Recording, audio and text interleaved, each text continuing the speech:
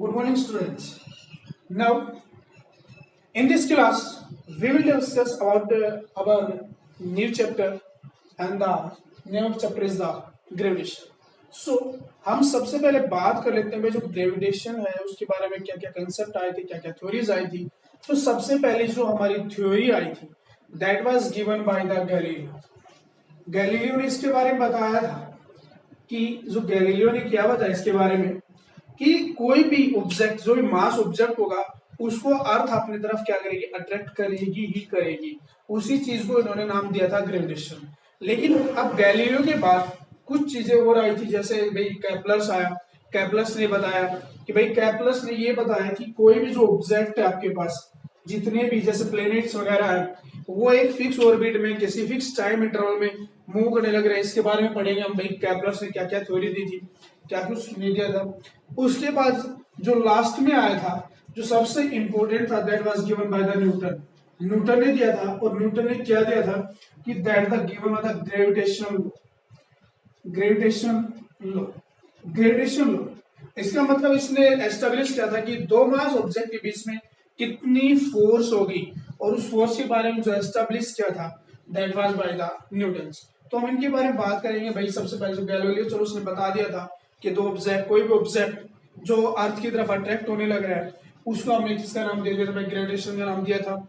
लेकिन कैप्लर ने और डिफरेंट लॉ बताई थी कि कोई भी ऑब्जेक्ट जो मूव करने लग रहा है सन के अराउंड प्लेनेटरी मोशन होता है, उसके बारे में बात करेंगे. उसके जो कैप्लर ने ला दी थी उसके बारे में. फिर हम बात करेंगे ग्रेविटेशन लॉ के बारे में, फिर एक्सेलरेशन ड्यू टू ग्रेविटी. अब उसके बाद हम बात करेंगे जो इसका होगा ग्रेविटेशन लॉ हो जाएगा. फिर करेंगे एक्सेलरेशन ड्यू टू ग्रेविटी की जो ग्रेविटी की वजह से जिसको हम स्मॉल जी लिखते हैं, जिसकी वैल्यू फिक्स होती है हमारे पास 9.8 मीटर पर सेकंड स्क्वायर, जो हम हमेशा के लिए फिक्स मान के चलते हैं. इसके बारे में बात करेंगे. सो हम बात कर लेते हैं सबसे पहले कैप्लर्स लॉ के बारे में कि Kepler's law. Now what is planetary motion. तो प्लैनेटरी मोशन के लिए यहाँ पर दो हमारे डिफरेंट साइंटिस्ट हुए थे. तो उन दोनों साइंटिस्ट ने अपनी अपनी थ्योरी दी थी. तो सबसे पहला था हमारा प्लोटोनमी. तो जो प्लोटोनमी था उस प्लोटोनमी ने क्या बताया हमें कि ये बताया कि जितने भी जैसे हमारे मून हो गया, सैटेलाइट हो गया, वो अर्थ के अराउंड क्या करने लग रहे हैं, रिवॉल्व करने लग रहे हैं, पर्टिकुलर पाथ में रिवॉल्व करने लग रहे हैं. उस मोशन को इसने किसका नाम दिया था, प्लैनेटरी मोशन का नाम दिया था. प्लैनेटरी मोशन का नाम दिया था. और उसके साथ साथ उसने ये बताया था कि जो अर्थ है वो फिक्स है, उसको एज ए सेंटर ले लिया. लेकिन बाद में जब पता लगा कि नहीं भाई अर्थ फिक्स नहीं है, अर्थ रोटेट करने लगे, रिवॉल्व करने लगे, तो जो कार्पनेस था उसने इसको चैलेंज किया. बोले नहीं, जो आपके द्वारा दी गई थ्योरी है कि आप जिसमें आप अर्थ को क्या कर रहे हैं, फिक्स कर रहे हैं, ये गलत है.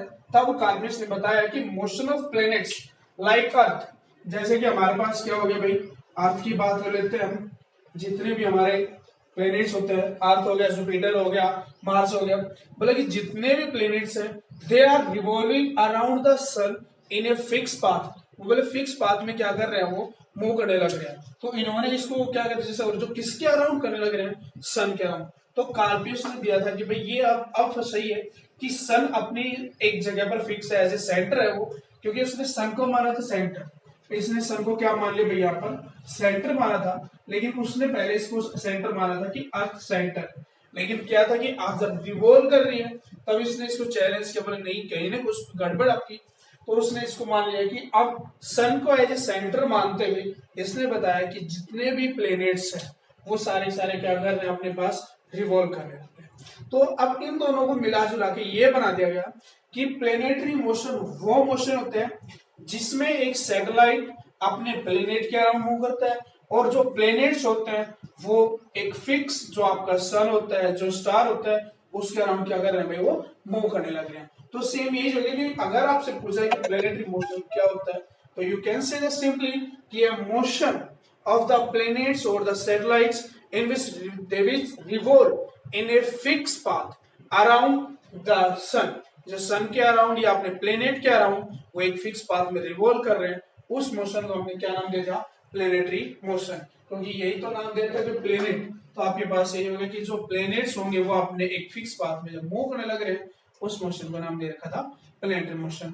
अब इस प्लेनेटरी मोशन के ऊपर केपलर जो हमारे साइंटिस्ट रहे थे, उन्होंने कुछ लॉ दिए थे, डिफरेंट डिफरेंट लॉ दिए थे। तो उन्होंने बेसिक अपने 3 लॉ दिए थे।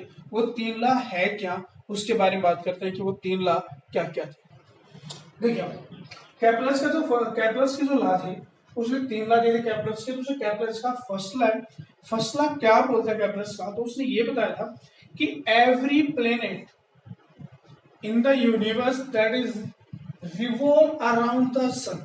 यहाँ पर हम बात करेंगे सिर्फ अपने अपने इसकी बात करेंगे कि जहां पर हमारा जो सोलर सिस्टम है, उस सोलर सिस्टम की बात करेंगे सिर्फ कि सोलर सिस्टम में हमारे जितने भी प्लेनेट्स हैं, that every planet that is revolve around the sun, बोले सन के चारों तरफ वो चक्कर काटने लग रहे हैं in an elliptical path. It's very important कि जितने भी हमारे प्लेनेट्स होते हैं वो सारे के सारे इलेप्टिकल पाथ में क्या करने लग रहे हैं भाई, वो सन के अराउंड रिवॉल्व करने लग रहे हैं। जितने भी हमारे 8 प्लेनेट्स हैं, 8 के 8 प्लेनेट क्या कर रहे हैं, सन के अराउंड क्या कर रहे हैं भाई, रिवॉल्व करने लग रहे हैं। तो यहाँ पर मैंने दिखाया हुआ डायग्राम से कि जैसे यहाँ पर ये हो गया सन हो गया, ये यहाँ पर ये सन हो गया, ये इसका एक्सिस हो गया, और ये यहाँ पर ये कोई भी एक प्लेनेट हो गया आपके पास, ठीक है, ये एक प्लेनेट हो गया, that is planet is moving in elliptical path. Elliptical path में क्या करने लग रहा है भाई, यहाँ पर रिवॉल्व करने लग रहे हैं।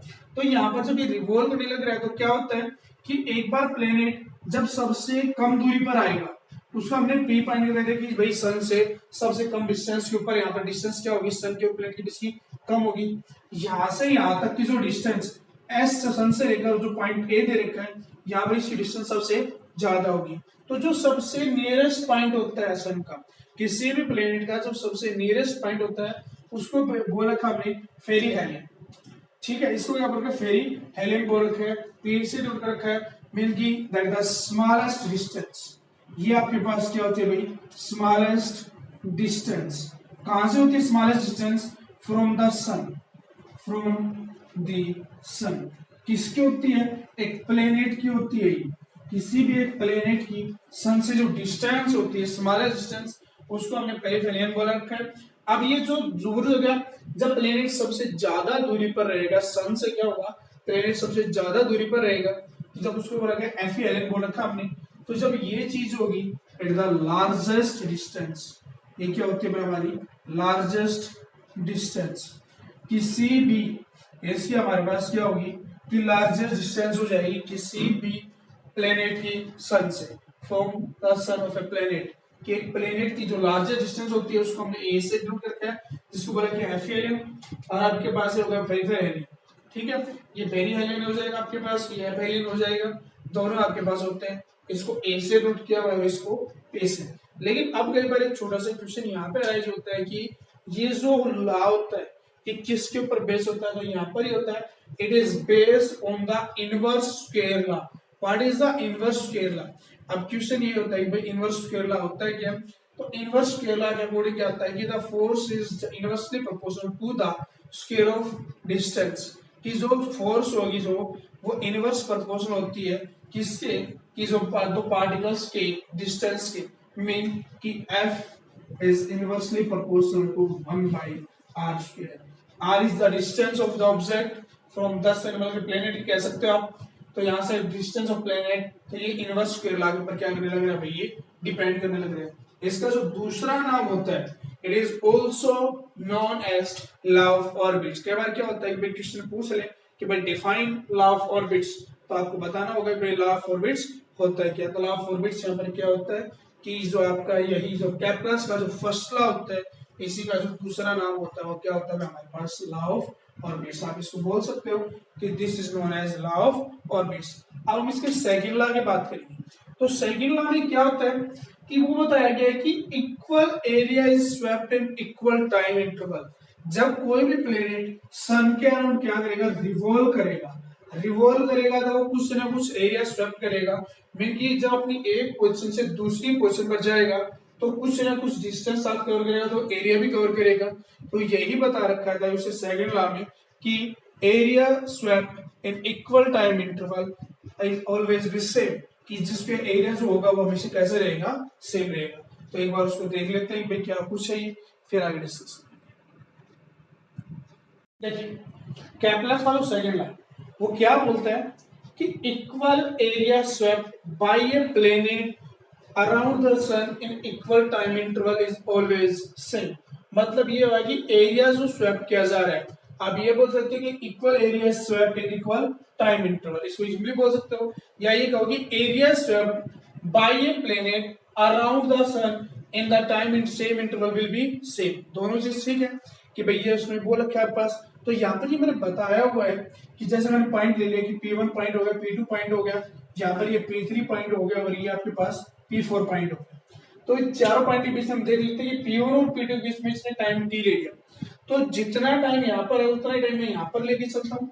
तो उसने जब हम इसको मेजर करते हैं तो ये आएगा कि इस टाइम इंटरवल के दौरान पॉइंट P1 और P2 के बीच में जो एरिया कवर किया गया है that is same in the point P3 और P4, ये सेम रहेगा। अगर ये सेम रहा तो इसका कुछ ना कुछ ऐसा कंसेप्ट होगा, वो चीज सेम रहेगी। तो यहाँ पर मैंने बता रखा है कि change in area with respect to time, और दूसरे में भी आप ये होगा कि चेंज इन एरिया, दोनों चीज सेम है। तो ये रेशियो क्या आएगा, हमारी क्वांटिटी के लिए कैसा आएगा भाई, कांस्टेंट आएगा। जब ये चीज कांस्टेंट आएगी तो D upon D T that also be constant, ये भी क्या रहेगा आपके पास, कांस्टेंट हो जाएगा।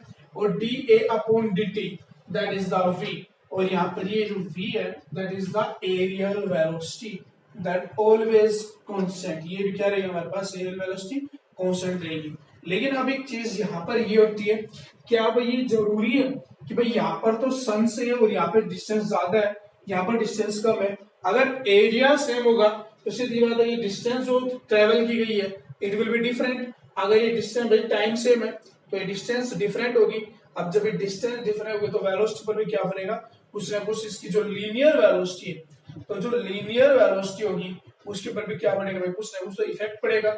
जब उसके ऊपर इफेक्ट पड़ेगा तो उस इफेक्ट को इसके ऊपर बताया गया था कि it is based on the law of conservation of angular momentum, कि जो ये चीज होगी, जो हमारा जो सेकंड लॉ होता है जिसको हमने लॉ ऑफ एरिया का नाम दिया हुआ है, that is based on the law of conservation of angular momentum. अब एंगुलर मोमेंटम में हम आपको पढ़ाएंगे कि भाई एंगुलर मोमेंटम को ऐसे नोट करते हैं, तो angular momentum at the A will be equal to angular momentum at P. मैं सिर्फ इन दो पॉइंट को लेके चल रहा हूँ, जो फारदेस्ट पॉइंट है और जो नियरेस्ट पॉइंट है, ताकि इन्हीं से पता लग जाएगा भाई क्या चीज है और उनकी वेलोसिटी बीच में तो आप कहीं पर भी कैलकुलेट कर सकते हैं। तो सिर्फ और सिर्फ जो फारदेस्ट पॉइंट है और जो नियरेस्ट पॉइंट है इनके बीच की बात करेंगे कि फारदेस्ट पॉइंट पर क्या होगी और नियरेस्ट पॉइंट पर क्या होगी। तो देखिए, तो आपको पता है कि जब आपका एंगुलर जो मोमेंटम, सिंपली हम एंगुलर मोमेंटम की बात करते हैं, that is equal to the mvr, mass into velocity into distance. तो अगर कोई भी एक प्लेनेट है तो वो जो किसी पोजीशन पर है उसका मास तो क्या रहेगा भाई, सेम रहेगा। तो मैं इसको सिर्फ लिख लेता हूं कि एल ए, कि angular momentum at A that is equal to the mvar is equal to mvp and rp। ये हो गया आपके पास मास सेम है, मास सेम होगा तो वेलोसिटी का रेशियो निकालेंगे हम। जब इस वेलोसिटी का रेशियो निकालेंगे तो वेलोसिटी का जो रेशियो निकल के आएगा that va upon vp is equal to, यहाँ पर ये हो जाएगा आपके पास rp अपॉन ra, मींस कि velocity is inversely proportional to the distance. यहाँ पर वेलोसिटी क्या होगी, इनवर्सली प्रोपोर्शनल होगी। मींस ये हुआ कि अगर यहाँ पर, क्योंकि दोनों एक दूसरे के इनवर्स हैं, तो इनवर्स है तो मैं ये कह सकता हूँ कि the velocity of the planet that is the inversely proportional to the distance from the sun, की जो वेलोसिटी होगी वो सन से क्या हो जाएगी भाई, इनवर्सली प्रोपोर्शनल। मतलब अगर डिस्टेंस ज्यादा होगी तो प्लेनेट की स्पीड क्या हो जाएगी, कम हो जाएगी, और अगर डिस्टेंस कम होगी, यहाँ पर सन से डिस्टेंस कम हो गई है, जब डिस्टेंस कम होगी यहाँ पर स्पीड क्या हो गई भाई, ज्यादा हो गई है। ठीक है, तो अब जब स्पीड ज्यादा हो जाएगी तो ये ज्यादा मोशन में आपके पास, मतलब ये होगा आपके पास वेलोसिटी दोनों एक दूसरे क्या होगा भाई, ये इनवर्सली प्रोपोर्शनल होगा, and it is based on the law of conservation of angular momentum. Now we will discuss, अब इसका जो थर्ड लॉ रह गया उसके बारे में बात करेंगे कि जो केप्लर्स का जो थर्ड लॉ होता है वो क्या होता है, फिर इसके न्यूमेरिकल्स के बारे में एक दो न्यूमेरिकल्स लेंगे, वही क्या इसके न्यूमेरिकल्स होंगे, फिर वो डिस्कस करेंगे। तो केप्लर्स का जो थर्ड लॉ है वो क्या होता है, केप्लर्स का थर्ड लॉ, तो केप्लर्स का जो थर्ड लॉ है वो आपके पास क्या होता है कि सिंपल सी एक चीज होती है कि केप्लर्स में क्या कि यहाँ पर हम सेमी मेजर एक्सिस और सेमी माइनर एक्सिस लेके चल रहे हैं भाई। जैसे ये आपके पास हो गया, ये सेमी माइनर हो गया, ये मेजर एक्सिस हो गया।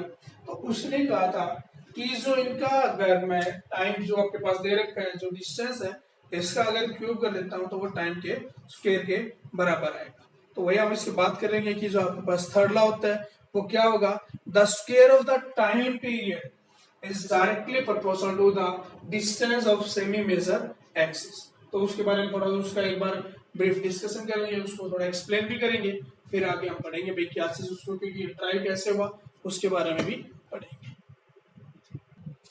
नाउ हम कैप्लर के थर्ड लॉ की बात कर रहे हैं कि कैप्लर का थर्ड लॉ मैंने अभी बताया था। कैप्लर का थर्ड लॉ होता है क्या कि it is the square of the time period of revolution, कि जब एक प्लेनेट जब सन के अराउंड रिवॉल्व करने लग रहा था उसके टाइम पीरियड का जो स्क्वायर होगा of revolution of a planet around the sun is directly proportional, around the sun is directly proportional to the, यहाँ पर ये सब डायरेक्टली प्रोपोर्शनल बता रखे किसके, to the cube of semi major axis of the orbit, कि जो orbit का जो सेमी मेजर एक्सिस होगा उसके क्यूब के वो क्या होगा भाई डायरेक्टली प्रोपोर्शनल होगा। जैसे यहाँ पर मैंने बता दिया T square is directly proportional to the R cube, यहाँ पर आर को मैंने ले रखा है सेमी मेजर एक्सिस।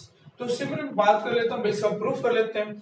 तो अब इसके प्रूफ के लिए एक छोटी सी चीज है कि आप लोगों ने पढ़ा होगा पहले कि जब कोई भी पार्टिकल किसी भी तरह के पाथ में मूव करने की कोशिश करता है, हम जनरली बात कर लेते हैं कि कोई पार्टिकल जब सर्कुलर पाथ में मूव करता है तो उस सर्कुलर पाथ में जब पार्टिकल मूव करने लग रहा है तो उसके ऊपर एक सेंट्रीपिटल फोर्स लगती है। सो यहाँ पर भी जब प्लेनेट सन के अराउंड मूव करने लग रहा है तो सन क्या उसको होल्ड किए हुए, तो ये समझो कि भाई ये जब होल्ड किया हुआ है तो उसको एक सेंट्रीपिटल फोर्स का सामना करना पड़ेगा। तो जब सेंट्रीपिटल फोर्स का सामना करना पड़ेगा, दूसरी चीज अब एक फोर्स तो चलो सेंट्रीपिटल फोर्स हो गई जो उसको बैलेंस कर रही है, लेकिन एक फोर्स और होती है जो सन किसी भी चीज को अपनी तरफ अट्रैक्ट करता है जिसको हमने ग्रेविटेशन फोर्स का नाम दिया था एक बार। अब उस ग्रेविटेशन फोर्स के अकॉर्डिंग तो अगर कोई भी प्लेनेट एक फिक्स ऑर्बिट में मूव कर रहा है तो उसके लिए ये कंडीशन हो गई कि उसकी ग्रेविटेशन फोर्स सेंट्रीपिटल फोर्स से क्या होनी चाहिए भाई बराबर होनी चाहिए।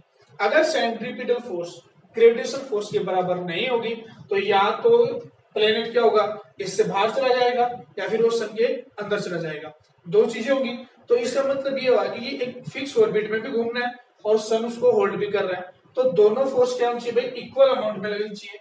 तो इसका मतलब यहाँ पे ये हो गया कि जो मेरी सेंट्रीपिटल फोर्स है प्रूफ के तौर पर मैं इसको लिख रहा हूँ कि जो सेंट्रीपिटल फोर्स होगी that should be equal to the gravitational force, कि जो आपकी ग्रेविटेशनल फोर्स है gravitational force that will be equal to the centripetal force. तो यहाँ पर जो ग्रेविटेशनल फोर्स होती है आपके पास होती है G M M divide by R square. G gravitation constant जिसकी वैल्यू यूनिवर्सल, इसको यूनिवर्सल कांस्टेंट भी बोलते हैं, इसकी वैल्यू हमेशा क्या रहती है कांस्टेंट वैल्यू रहती है, फिक्स रहती है। M mass of the earth sorry mass of the sun, क्योंकि यहाँ पर हम बात कर रहे हैं कि इसके सन की उसकी, तो यहाँ पर एम यूज होगा mass of the sun. M जो स्मॉल एम है that mass of the earth and R that is the distance of the semi major axis. यहाँ पर आपके पास आर सेमी मेजर एक्सिस हो गया, इसको अगर आप कैपिटल आर से नोट करते हैं कोई दिक्कत नहीं है, वैसे जनरली हम इसको स्मॉल आर से यूज करेंगे बाद में, लेकिन अभी आप इसको ही कर। अब जो सेंट्रीपिटल फोर्स लगेगी तो सेंट्रीपिटल फोर्स क्या होता है आपके पास M B square divide by R. अब v v is equal to R omega होता है, क्योंकि टाइम में निकालना है तो टाइम वेलोसिटी के साथ निकल के आएगा, तो v is equal to R omega. ये वैल्यू मैं यहाँ पर पुट कर देता हूँ, तो G M M divide by R square यहाँ पर हो जाएगा, ये आपके पास आर स्क्वायर, तो यहाँ पर भी ये आर बच जाएगा, यहाँ पर कैपिटल आर होगा आपके पास, तो ये आर की पावर 4 हो जाएगी, सोल्व करने पर that is the R cube.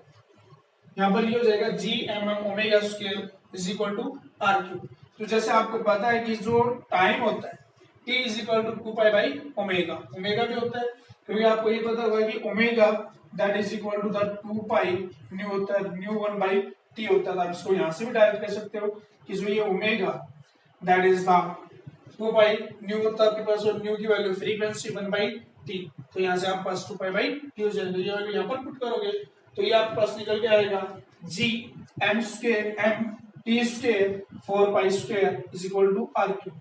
ये पूरी टर्म कांस्टेंट है, ये आपके पास जी कांस्टेंट है, मास ऑफ सन ये कांस्टेंट है, 4 पाई स्क्वायर ये अपने आप में कांस्टेंट है, तो ये पूरी टर्म क्या रहेगी भाई कांस्टेंट रहेगी। जब ये पूरी टर्म कांस्टेंट है इसका मतलब ये हुआ कि यहाँ से इस चीज को मैं कॉन्स्टेंट लिख के ऐसे लिख सकता हूँ इसको कि के कॉन्स्टेंट यहाँ पर मान लिया मैंने इसको completely T square is equal to R cube. और जब मैं कांस्टेंट को हटाता हूँ तो कांस्टेंट को हटाने पर उसको मैं कैसे फॉर्म में लिख सकता हूँ, प्रोपोर्शनल के फॉर्म में लिख सकता हूँ। तो मैंने इसको यहाँ पर लिख दिया कि T square that is directly proportional to the R cube. अब इसके ऊपर क्वेश्चन बहुत सारे बन जाते हैं। जैसे क्या क्या क्वेश्चन बन जाए, भाई किसी ने क्या दिया कि भाई एक प्लेनेट है वो इतना टाइम लेने लग रहा है, तो उसको बताओ भाई अगर दूसरा प्लेनेट है उसकी रेडियस बढ़ जाए तो कितना टाइम लेंगे। या फिर ये कहते हैं कि इसका जो ऑर्बिट है उसके भाई ऑर्बिट को हमने चेंज कर दिया, उसकी डिस्टेंस कम हो गई है, तब बताओ उसके टाइम पीरियड पे क्या फर्क पड़ेगा। या फिर ये बोल देंगे भाई जैसे अर्थ है, अर्थ की रेडियस को कम कर दिया, या फिर दूसरे की किसी भी प्लेनेट की बात करें उसकी रेडियस को कम कर दिया, तब क्या इफेक्ट पड़ेगा। तो इसके जो डिफरेंट डिफरेंट क्वेश्चन होंगे वो उसके हम प्रैक्टिस करें। ठीक है, तो ये तो कंप्लीट था कि ग्रेविटेशन में जो केप्लर लाए। अब मेन जो थिंग स्टार्ट होने वाली है वो है कि भाई अब ग्रेविटेशन है क्या, ग्रेविटेशन लॉ की बात करेंगे।